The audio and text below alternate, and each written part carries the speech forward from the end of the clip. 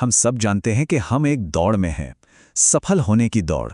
लेकिन क्या कभी सोचा है कि सफलता का ये रास्ता, जिसे हम सब मेरिटोक्रेसी कहते हैं, कहीं वो खुद एक जाल तो नहीं? एक ऐसी दौड़ जो शायद हमें कहीं पहुंचा ही नहीं रही है। तो चलिए आज की पड़ताल इसी एक बड़े सवाल से शुरू करते हैं। क्या हो अगर टॉप पर पहुंचने की ये जो रेस है, जिसे हम अपनी जिंदगी का सबसे बड़ा मकसद मान बैठे हैं, वो असल में एक ट्रैप हो, एक ऐसा जाल जो हमें आगे बढ़ाने के बजाय कहीं और ही उलझा रहा है। अब देखिए, इस जाल को समझने के लिए हमें पहले उस फॉर्मूले को समझना होगा जिस पर हमारी पूरी व्यवस्था, हमारी पूरी सोच टिकी हुई है, और वो है मेरिटोक्रेसी का फॉर्मूला।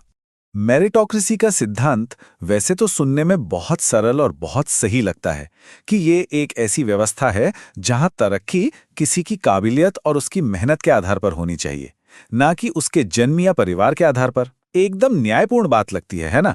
और इस पूरे सिद्धांत को अक्सर एक बहुत ही आसान से फॉर्मूले में समेट दिया जाता है कि किसी की बुद्धि यानी उसका आईक्यू और उसकी मेहनत यानी उसका एफर्ट, ये दोनों मिलकर उसकी योग्यता यानी मेरिट तय करते हैं। यही वो फॉर्मूला है जो हमारे स्कूलों से लेकर हमारे करियर तक की दुनिया की नींव बन गया है। लेकिन इस कहानी में एक बहुत ही हैरान करने वाला मोड़ है।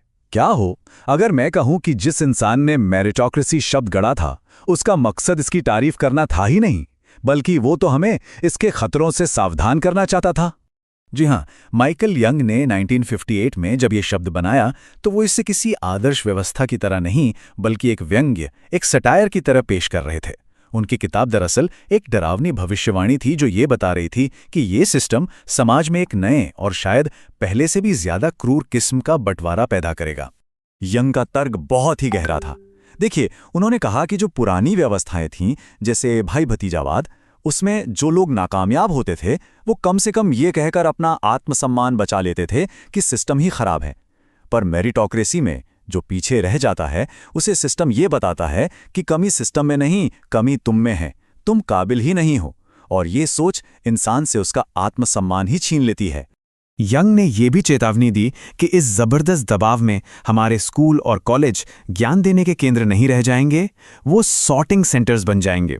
मतलब छटाई करने वाली मशीनें, जिनका काम सिर्फ ये तय करना होगा कि समाज में किसकी जगह ऊपर है और किसकी नीचे, कौन एलीट बनेगा और कौन सिर्फ लेबर क्लास।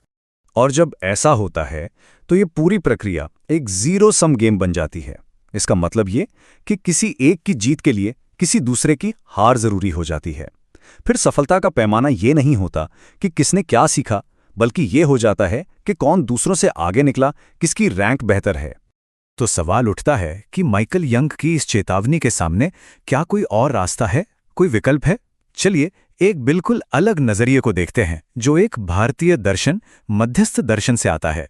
ये दर्शन कंपटीशन की जगह कॉम्प्लीमेंटेरिटी यानी प्रतिस्पर्धा की जगह पूरकता पर जोर देता है। और ये सोच में क्रांतिकारी बदलाव लाता है।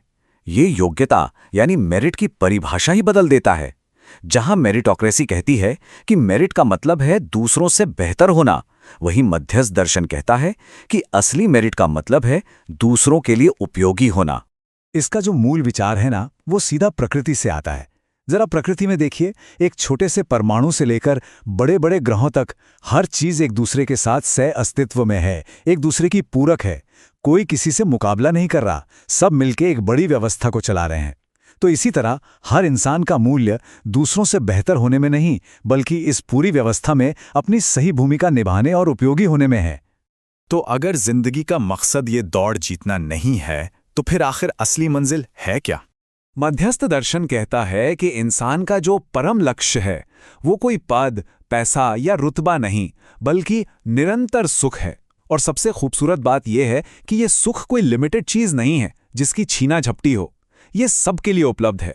किसी एक की खुशी दूसरे की खुशी को कम नहीं करती। और यह सुख किसी बाहरी चीज से नहीं, बल्कि एक अंदरूनी यात्रा से मिलता है।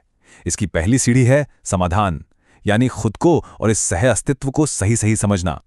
जब यह समझ आ जाती है तो हम अपने रिश्तों में न्याय से जी पाते हैं, और जब रिश्ते ठीक होते हैं तो हम मिलकर एक ऐसी सामाजिक व्यवस्था बना पाते हैं जो सबके लिए अच्छी हो। चलिए अब इस सारी फिलॉसफी को वापस आज की जमीनी हकीकत पर लाते हैं, एग्जाम्स की तैयारी और करियर बनाने की दुनिया में। ये सवाल पूछना बिल्कुल जायज़ है कि भाई ये सारी गहरी बातें उस स्टूडेंट की मदद कैसे करेंगी जो एक बहुत ही मुश्किल कॉम्पिटिटिव एग्जाम की तैयारी कर रहा है। तो यहाँ सलाह यह है कि पढ़ाई के मकसद को ही बदल दिया जाए। ज्ञान को सिर्फ रैंक लाने का एक जरिया ना मानकर यह सोचें कि इस ज्ञान से समाज में क्या योगदान दिया जा सकता है।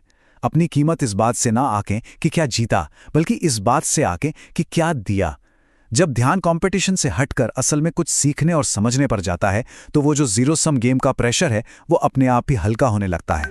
आखिर में ये नज़रिया हमें ये याद दिलाता है कि एक इंसान की असली कीमत उसकी रैंक या पद में नहीं, बल्कि उसकी प्रामाणिकता, उसके रिश्तों और समाज के लिए उसकी सार्थकता में है।